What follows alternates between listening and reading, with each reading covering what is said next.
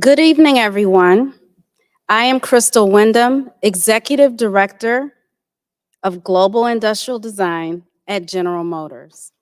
On behalf of the entire Cadillac team and General Motors, we are thrilled to be here to support the new Black Vanguard, photography between art and fashion here at the Detroit Institute of Arts.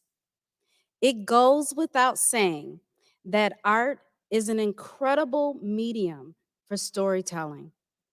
This exhibit that Antwaun Sargent has curated is powerful in its own right, not only as a means for telling stories of these 15 talented Black photographers and their subjects, but for lifting up our Black perspective and experiences as art.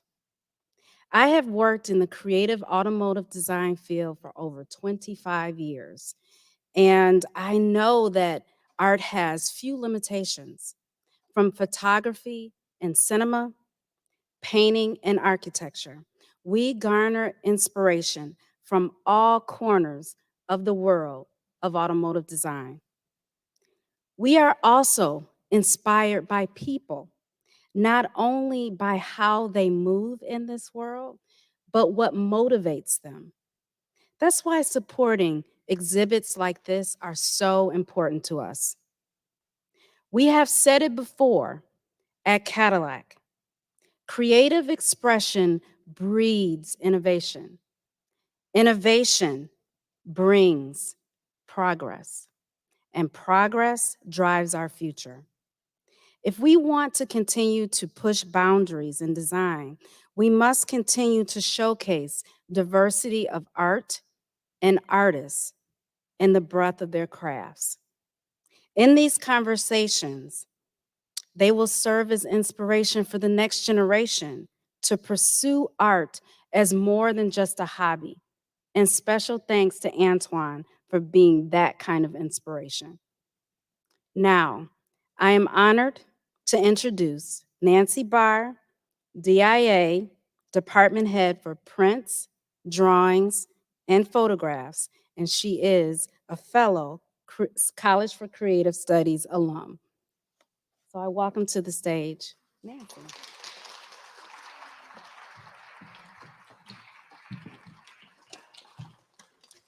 Thanks, Crystal, for those kind words, and thanks for showing up tonight.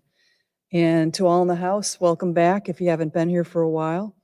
Our program this evening with Antwaun Sargent is in conjunction with the exhibition, The New Black Vanguard, Photography Between Art and Fashion.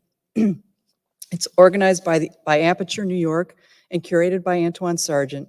I'd like to take a minute to thank our sponsors and supporters of the exhibition, which is made possible in part by Airbnb Magazine.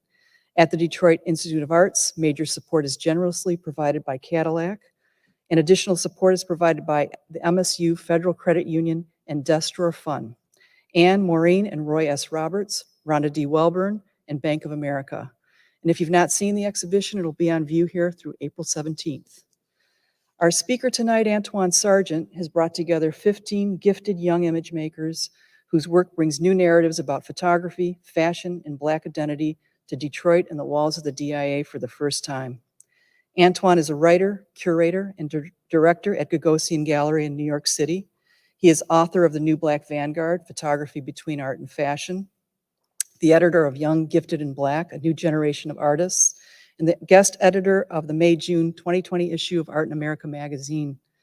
His writing has appeared in the New York Times, The New Yorker, and in museum and gallery publications for artists such as Mickaleen Thomas, Arthur Jaffa, Maliko Magaski, Nick Cave, Yinka Shonabare, Ed Clark, and so many others. In addition to the New Black Vanguard, his recent curatorial projects include the exhibition Social Works, which explored the relationship between space and Black social practices, and the University of Illinois Chicago exhibition Young, Gifted, and Black, which featured 50 Black artists drawn from the Lumpkin-Kuzi family collection of contemporary art. He's just off the heels of a very successful Gagosian opening for the exhibition Memories of the Lost Sphinx, featuring new works by Ewal Arisku, whose work you can also see in the New Black Vanguard. I want to thank Antwaun for taking time out of his busy schedule to come to the DIA and talk about the exhibition. Please give him your warmest Detroit welcome.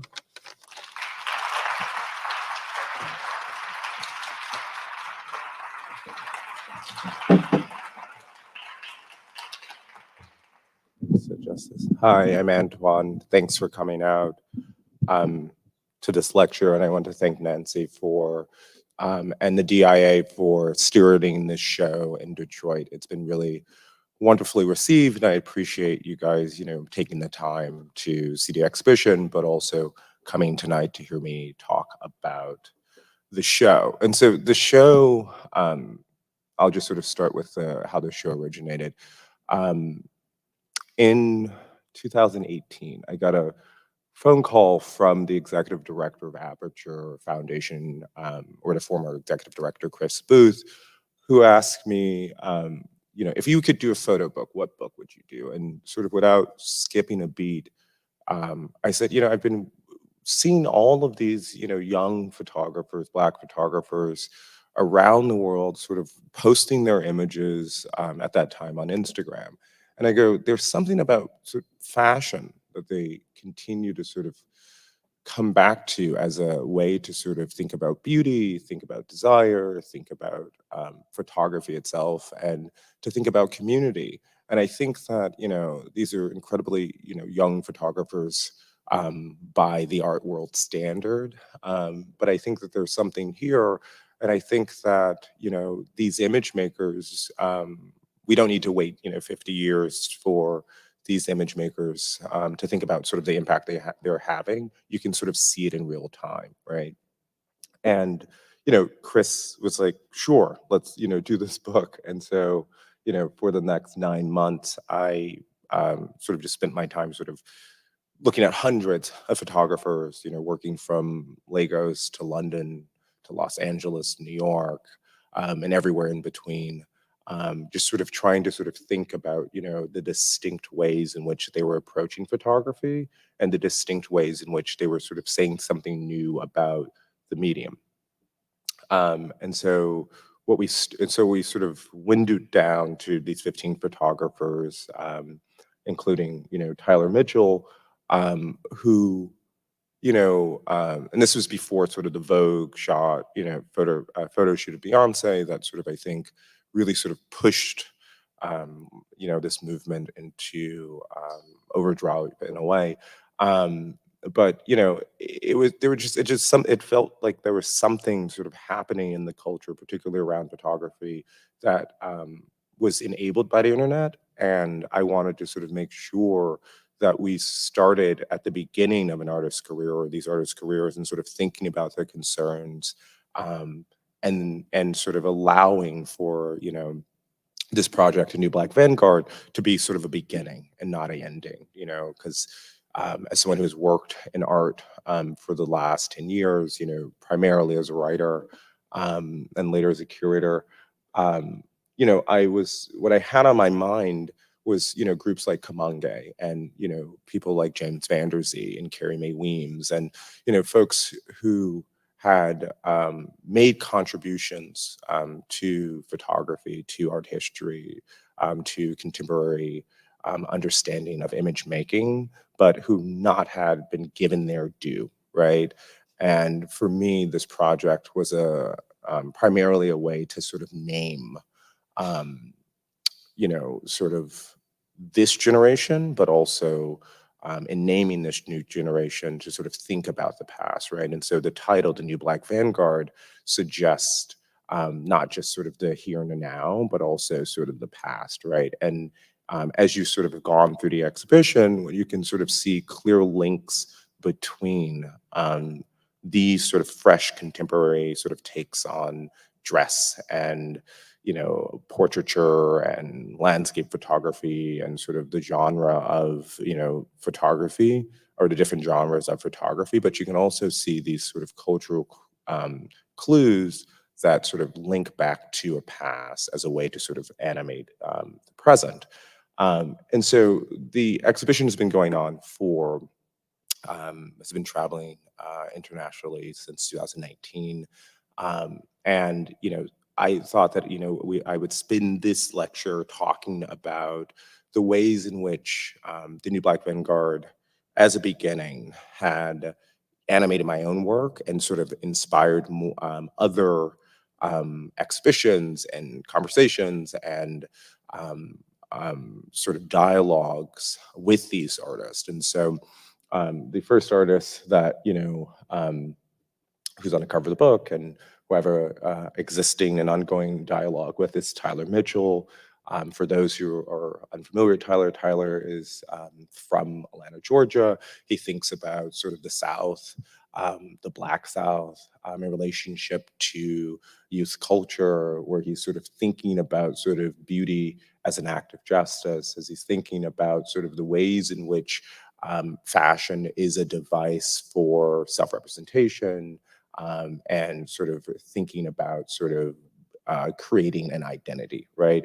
And so Tyler, and he's also shot, that famous image of Vogue, cover of Vogue of Beyonce, making him the first photographer, Black photographer, to shoot the cover of that magazine in its history.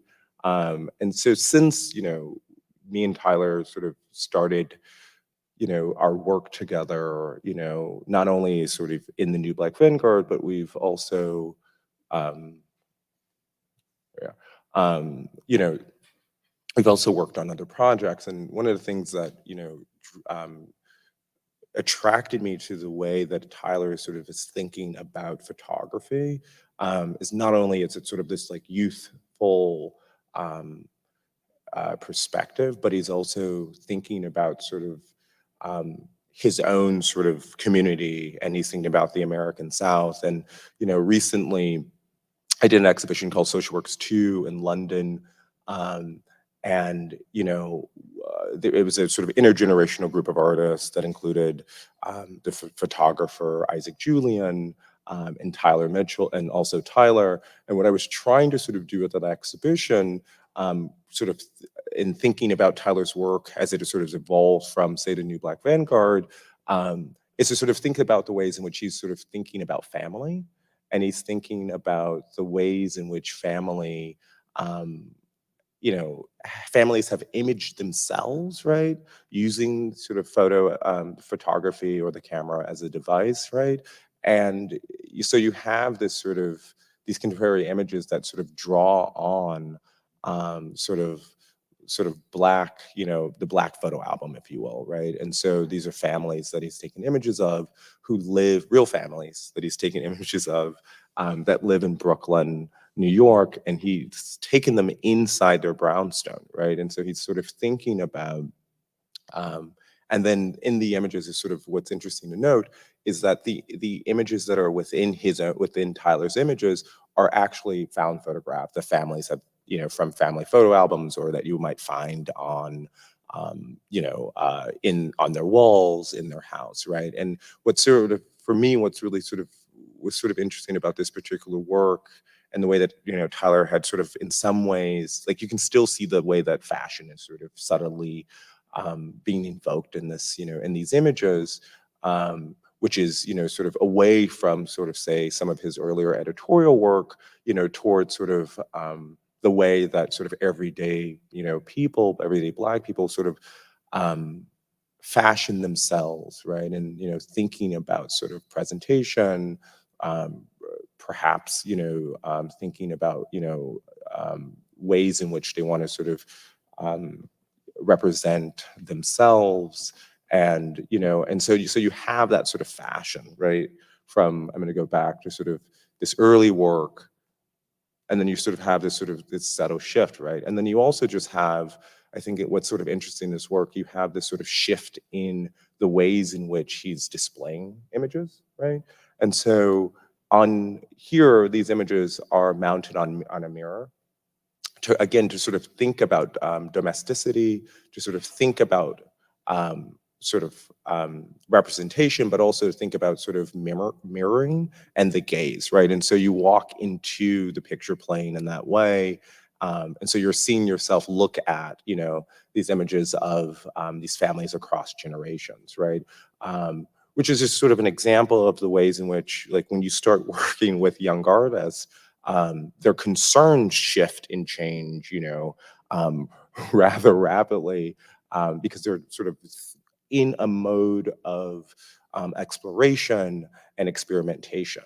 And part of that project in London was, I was sort of interested in sort of the ways in which the photograph occupy different spaces, right? So you have, Nancy did this really great thing in the gallery where it sort of breaks down, and the education team here, they break down sort of the different types of photography that one would encounter, right? And so I was sort of interested in, Tyler shoots a lot of advertisements, right? And so his images sort of appear as advertisements, they appear as editorials, they appear as, traditional portraits and so on, installations, so on and so forth. And so I wanted to make sure that the images were also displayed in as many formats as possible.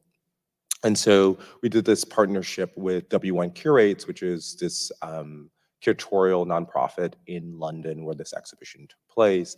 And we projected Tyler's images. This one is from Georgia, his home state, where he was sort of more recently thinking about sort of Southern landscapes and Black people's relationships to those landscapes. And so we were able to sort of bring the images to outside of a museum, outside of a gallery, but sort of back into the public domain, right? And I think for me and for Tyler, that was really important, because we wanted to make sure that, part of, this project is about accessibility, and it's about sort of making sure that, folks who had been,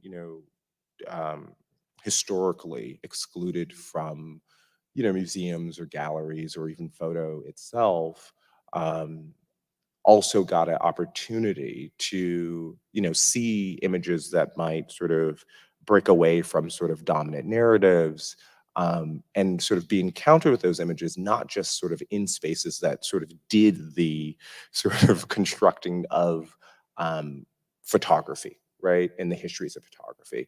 And so for us, taking the images to the street in a way was a way to sort of also sort of meet audiences where they might be, right? Which I think is a really important part of the work that I do in general, sort of in the various ways that I'm doing it in, say, in museum spaces or in galleries or even in sort of writing. It's about sort of not only, sort of occupying or, going into sort of traditional spaces, but it's also about looking at the ways in which new digital platforms or other spaces, new institutions allow for, this dissemination of art, a dissemination of, in this case, photography.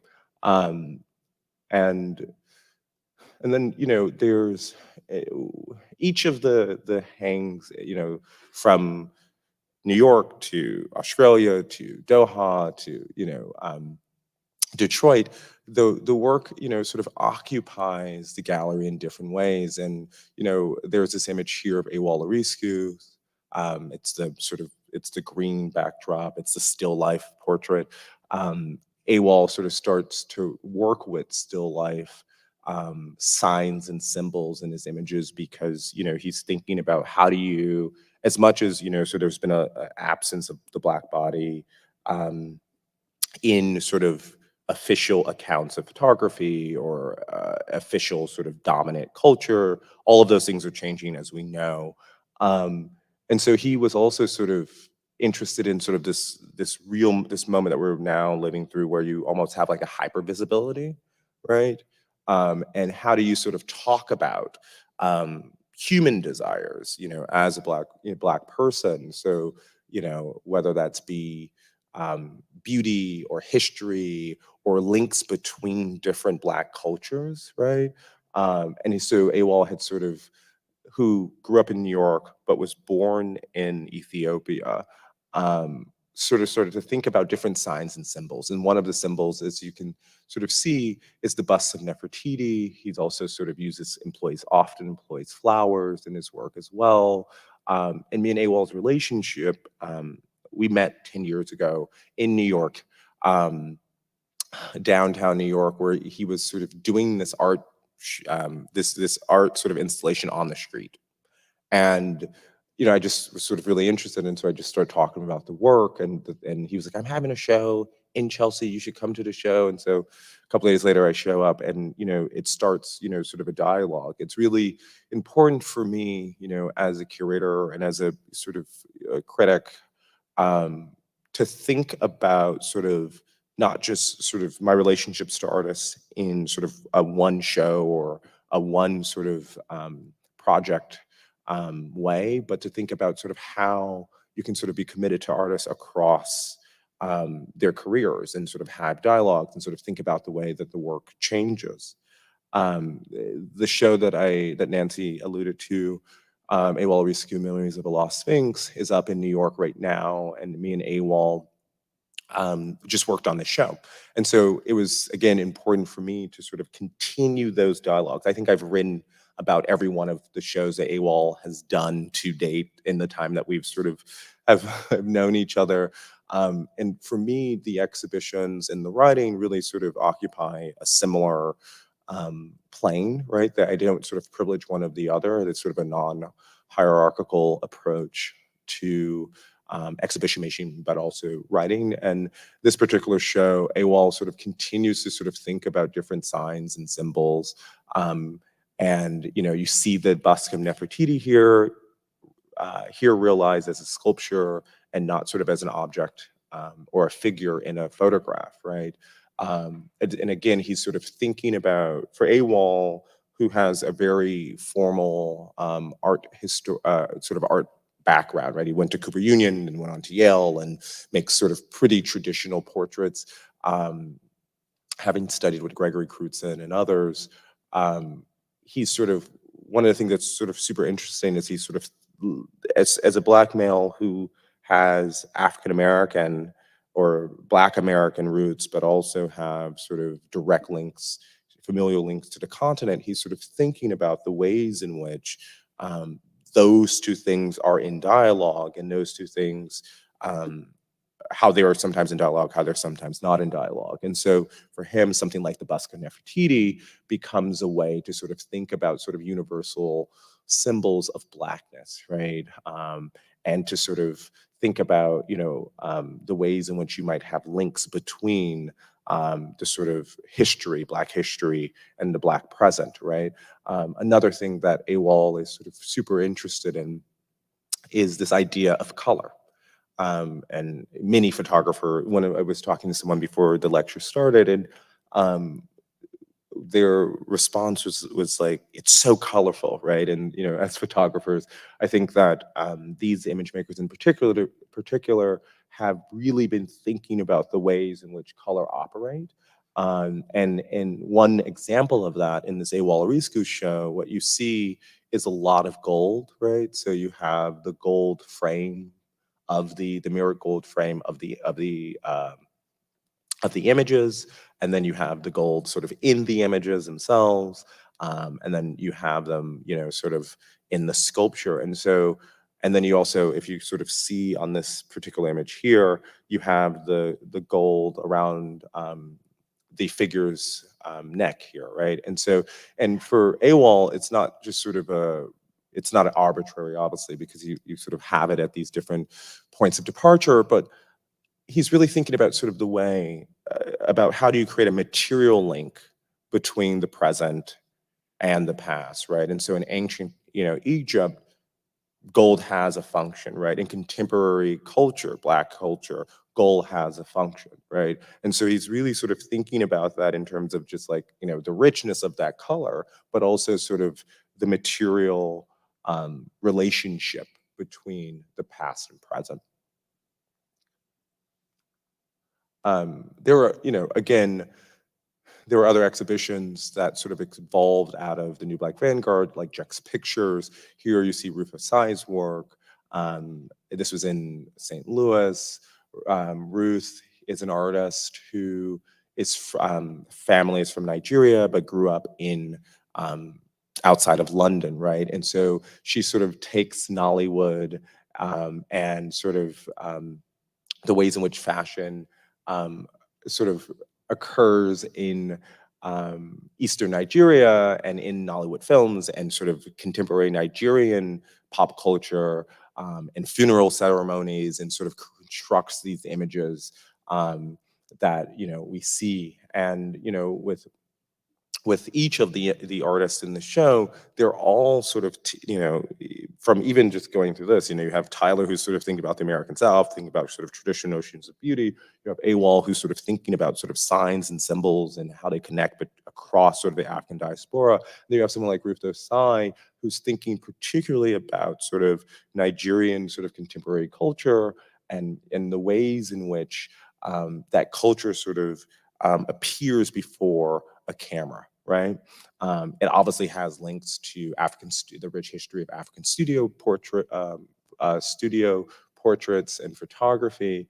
But then there's also this sort of comical thing that happens in these images, right? And so it's not sort of just about sort of notions of, these serious notions of beauty and justice and all those things, but it also sort of, it also sort of extends to sort of think about sort of a fuller expression of, a Black humanity. And I just to sort of show the breadth and depth of the sort of the exhibition as it has traveled from different institutions to Detroit. It was this iteration. These are Ruth's photographs at the Tweezer Photo Festival, which was held in Doha, Qatar. And what I so love about the show and what the show has been able to do. Also, like, against, you make a book, you make an art book, and you think that like 12 people are going to buy it, and they're just, like, you think that like the artist will buy it, you think a few people will come to an exhibition, and so to my utter amazement, the show has sort of been able to sort of go and be a part of different dialogues in different local communities, right? So the dialogue that's happening in Detroit, with Detroit's rich history, rich Black history, rich Black culture, is very different than, say, a conversation that happens in Doha, Qatar. And I just sort of for me, that's what exhibition making is, and that's why we sort of want shows to sort of happen in different parts of the world or the country, because the reactions and the conversations and dialogues that are able to happen are sort of why I have an interest in art and particularly our public institutions and the preservation of our public institutions. Um, and then the sort of last part that I'll sort of, before we can sort of take some questions, that I wanted to sort of talk about, I want to sort of meditate on, is the salon wall. And so the exhibition features these 15 photographers, and to me, the New Black Vanguard is bigger than those 15 artists. And it's something, and because these artists are relatively early in their careers as image makers, I wanted to show that they were part of these larger communities, right? And the way to sort of show that was to sort of put in a salon wall, which has, this sort of connotation of the domestic. And but then allow for different curators to sort of add artists as the show sort of traveled to the salon wall that spoke directly to the local concerns, right? Because it was a way to sort of also sort of push back against sort of some of these sort of, I think, traditional ways of thinking about curating, and to sort of really say this is a living exhibition, that these are young people, their concerns are changing, their ideas are changing about photography, but also they're folks that are going to see this show and then pick up a camera, and maybe, just maybe, they also end up in a museum exhibition, right? And so I wanted to sort of leave that space. And I sort of thought about making this show with that additional space, right? And so here, Nancy and the team included several local photographers, and then they went and did the extra step, which is, remarkable, of collecting that work into the institution. And, but as the show has traveled, the salon style walls have changed. And so here is the Detroit wall, and then you have, the wall at Bungee Palace outside of Melbourne, and then you have the wall in the south of France in Arles. And, I just wanted, again, to make sure that, like, we sort of understood that often when you curate an exhibition, it almost has this finality to it, right? It's like, this is the sort of authoritative take on young Black photography that exists between art and fashion. And I wanted to say that this is one perspective, and there are other perspectives, and I wanted to give space for those perspectives to happen as the show went on. And so you just have artists who are representative of the global South. You have folks who are from the African continent. You have people who families immigrated to Europe or to the United States, or who were born in those places, right? Sort of using photography to think about their positionality, to think about their place in those societies, right? And I think that for me, what was an additional thing that was on my mind when I was making this show and thinking about this show out in the world, and thinking about this show in relationship to the possibility of photo, past and present, and how photography had played a significant and important role in the imaging of Black peoples, right? But on the flip side of that, it had also played an equally important role in the sort of stereotyping and degradation of Black folks. And so I wanted to sort of allow space for these photographers to sort of fight photography with photography. And what I mean by that is to sort of have space to have their images seen and their concerns taken seriously. And I look forward to sort of thinking about when these shows stop traveling, to sort of think to returning to these photographers and turning to this work maybe 5 years into the future, and sort of thinking about how their concerns might have changed, right? For me, the New Black Vanguard represents a commitment to these photographers, a commitment to Black artists, and a commitment to sort of the institutions in which are changing, and who are wanting to be a part of those dialogues. And so that's my lecture. Thank you guys so much for listening to me talk for 40 minutes. And if there's any questions, I'm happy to take those as well. Yeah.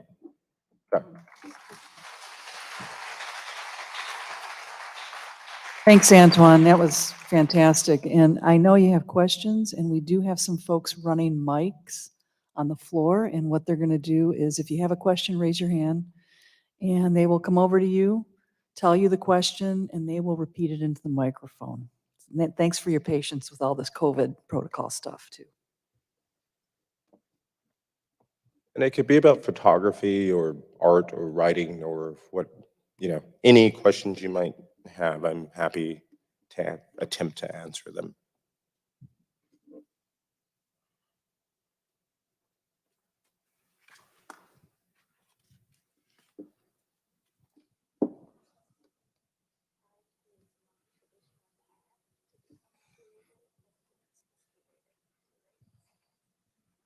Okay, the first question is how your non-traditional path led you to become a curator. Can you explain? Sure. Yeah, I think about my path as being both non-traditional and traditional. I've been sort of a writer about art since I was 21. I'm 33, so it's basically the only job. It's sort of one of the only jobs that I've had. And to sort of support myself when I moved to New York, I was a kindergarten teacher. I did Teach for America in East New York, Brooklyn, and and so I was teaching by day. I was teaching kids how to read, actually, 5 and 6 year olds how to read. And then at night, I was going to every art opening I can get into. And then I was, teaching and then getting off at 2 or 3 o'clock and then going home and writing between the hours of the, between it, because the opening in New York it's at 6 o'clock, 6 to 8. So I would write from like 3 to 6, go to the opening, and then sort of repeat. And so I think that it is untraditional in the sense that I did not study art. I went to Georgetown. I studied politics there, but it was sort of traditional in the sense that it's probably the only thing that I've consistently done. Think about artists, think about artwork, think about sort of the ways in which it relates to sort of histories and social histories and art histories and local communal histories. And I've done that sort of since I was 21. And so I think that although I didn't study art, I think just being able to sort of be in conversation with folks like AWOL and Jordan Castile and Eric Mack and all of these other, and then just, Thelma Golden and Micheline Thomas and Candy Wiley and all these folks who just took me in New York and, in a lot of ways provided that education was a way to sort of think about the ways in which, I could also make a contribution. And, I was a writer basically full time until I wrote this book and did this exhibition. The New Black Vanguard is the second exhibition I had ever curated for the record. And so I've gone on to do many, many more than that. But it was really sort of, I think what I think about when I think about my path, I really think about the ways in which people were sort of encouraging. And I think that that's what I try to also do in the work that I'm doing across the sort of, at the gallery, but also, in museum spaces, but also in sort of writing spaces, is to encourage folks to sort of take space, but also provide opportunities for folks to take space. Because, I think that if you can experience art, then you can sort of also make a contribution, whether that's curating or writing or making. And so those are sort of just super important sort of aspects of the work that I do. And so I hope that answered the question.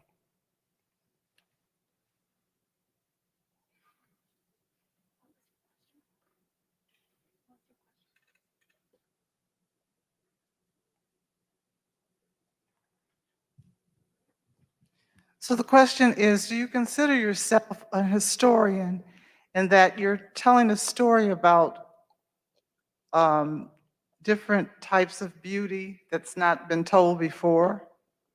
Do I consider myself A historian. I don't. I have a great respect for historians and for folks who have committed themselves to sort of the study of history in that way. And so I don't really consider myself a historian. I do think about sort of, but I am sort of animated by history, and I'm always sort of thinking about history, because I think in this moment we've sort of gotten into this place where we're saying all of these things are new and different.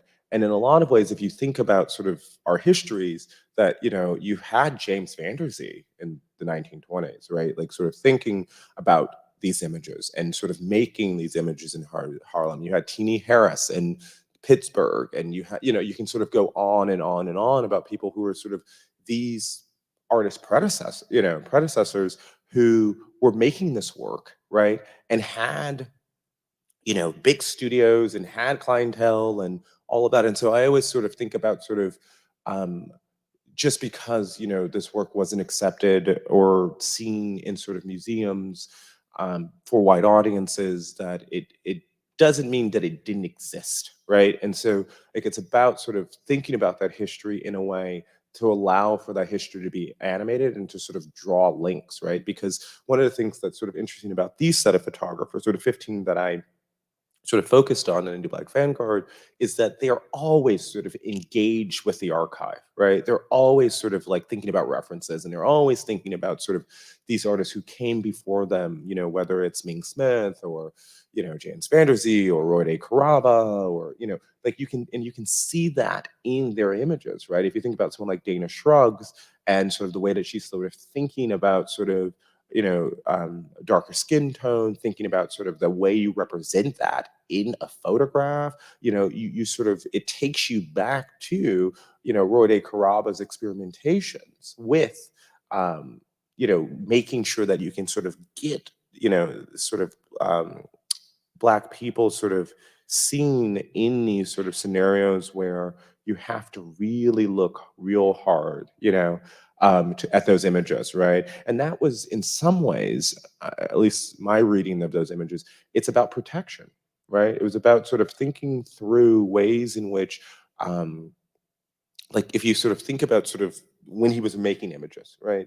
And you think about sort of the socio-political and sort of, even what was happening in the museum at that time, you have to think about sort of how you can sort of, you have to think about refusal, right? And so I look at those images and I look at Dana's images and I think about refusal, right? And I think about the ways in which that has been an important aspect of sort of Black people's journeys. Okay, there's another question over here.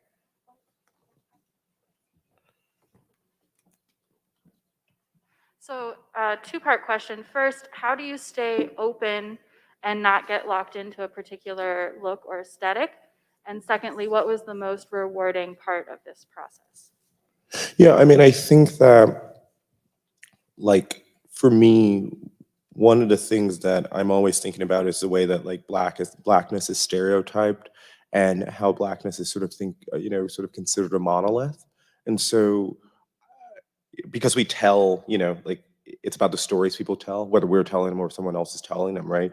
And for me, this project, I was like, that's why it's global in nature, because I wanted to sort of like immediately confront the fact that like when we say Black, it could mean Daniel Bassi, thinking about sort of queerness in Nigeria.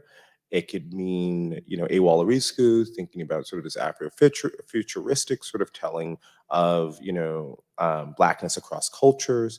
It could mean Tyler Mitchell, thinking about sort of Blackness in the South. It can mean Renelle Madrino, thinking about Blackness in the Bronx. It could mean Ruth Osai, thinking about, it could mean all these things, right? And so that was just something that like I had, it was a sort of a goal that I had with this particular project. And you sort of have to remind yourself, right? Because like we all fall back onto tropes, and we all fall back onto sort of the culture and the powerful ways that it signals to us that Blackness is this or that. And so it really has been sort of a process. And then the second, to answer your second question, what's been most rewarding, I think, about the show is the fact that um, so many different audiences have gotten an opportunity to really sort of think about these images, take these images seriously, right? Because I think that one of the things that happens in the art world is that these images, right? Images that sort of seemingly exist in sort of an editorial or commercial context, aren't taken seriously. And also photography in general has been historically devalued in sort of what we consider to be art, giving the fact that its accessibility and reproduction, ability to be reproduced and additioned and so on and so forth. And so I just wanted to make sure that like because of these young people had picked up the camera, and say not a paintbrush, that we were still sort of taking serious their concerns. Additional question over here. You've already gone over, but can you talk just a little bit more about the work of Dana Scruggs? Sure.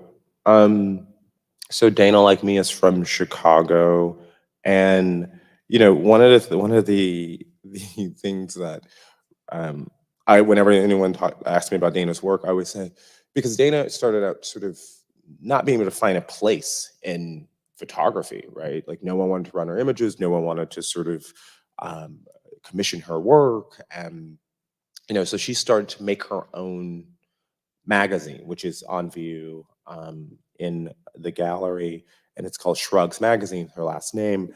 And in that magazine, she was taking a lot of images of men, and I was like, this is sort of interesting that often the dominant sort of gaze in photography is obviously the male gaze, right? And which is something I was conscious of in sort of the making of this book. And so you basically have um, an even split between sort of male and female photographers, because I wanted to make sure that um, you know Black women photographers' concerns were also being put at the forefront of the conversations around photography. I mean, if you think about sort of women in general, um, you know, they're mostly in sort of the ways that we sort of their bodies are being sort of perceived in sort of contemporary commercial context, but also in our historical context, is often through the ways in which men have seen them, right?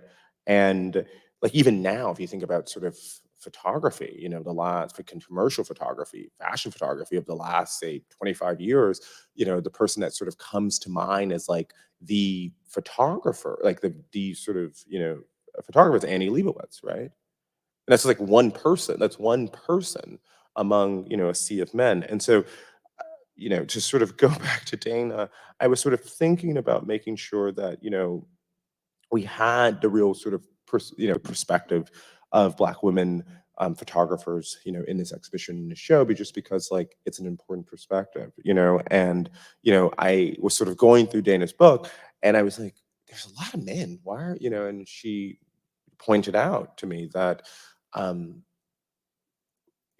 when women are asked to sort of shoot, they're often asked to shoot other women, right? And so you're not getting sort of a female sort of, if you sort of want to say there's a female gaze on sort of the male body. And so that was sort of her act of refusal in relationship to her own photo practice. And she's gone on to, shoot women and incorporate women as well. But it was something that she, really wanted to sort of say with her image making. And that is sort of the thing that I think one of the important things is sort of when you're thinking about or you're looking at Dana's images, is that you're thinking about sort of that perspective. There was like two more questions. So while we're waiting, Antwaun, what would you consider to be your creative sanctuary? Is it a mindset? Is it a place, or is it the people around you? I mean, I think it's an incredibly. I was reading the Simone Lee. Calvin Tompkins did a Simone Lee profile in a New Yorker. Simone is representing the United States at Venice this year, and the way that he opens that profile, which I encourage everyone, if you have time to listen to it or read it,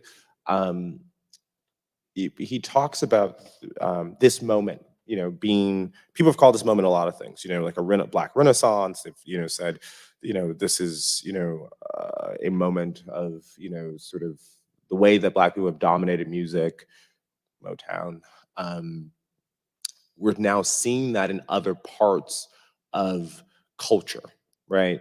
And I think what animates me to sort of keep to doing the work and to do it across all of these different spaces, from museums to galleries to books to publications and so on, is that I think we are in an incredibly important moment for Black artistic production. And I think that, we've seen moments like this before in the early 90s, in the 1960s, the 1920s. And you never know how those moments are going to sort of turn out, right? And I think that what animates me is, and that keeps me going, is that, you know, we're in a moment where a lot of things seems possible. And, you know, I think that like, oh, I just want to sort of play my own sort of, you know, role in making sure that Black artists' concerns and their work um, is taken seriously. Okay, I think this might be the last question we have time for. Sure. But the question was, have you or do you plan to incorporate Black fashion designers in your work in addition to Black photographers? Sure. So in the book, if you have the book, you'll see that I mentioned that it was primarily like this book was a naming project. And what I meant by that was to make sure that like the figures that you see are named, the fashion designers are named, the hair, the makeup, the, you know, like the whole sort of group of people that goes into the construction of an image, the making of an image, particularly a commercial image, particularly the way that most of these image makers are making work. I wanted to make sure that they also, you know, were named. And then, you know, sort of the simplest way to sort of think about that is that um, when the show travels, when it goes down here and it's going to Cleveland Museum of Art, the curators there have, Cleveland Museum has a large fashion archive, and they've invited because some of the photographers like Daniel Bassi, for example, or Ariel Bob Willis, they actually style their own image, their own images, right? The figures are styled by the photographers, right? And so they invited some of the photographers and some of the stylists to sort of style clothing from their collections, or to sort of you know, create their own sort of fashion within the exhibition. And so that's going to be an aspect of that show, where they're going to bring in the fashion. For me, it was primarily a photo exhibition, and I don't work in fashion, and so I don't have that expertise. And so I try to make sure that, you know, I talk about the things I know. And so, but you know, because they have a fashion curator there, and because they have that interest in Cleveland, there would be the experience of the exhibition in Cleveland will include garments, and this would be the first time that that has happened. I wanted to thank you guys for listening to me, and I want to again thank the museum for presenting a new Black Vanguard, and I hope to see you at the reception. Thank you.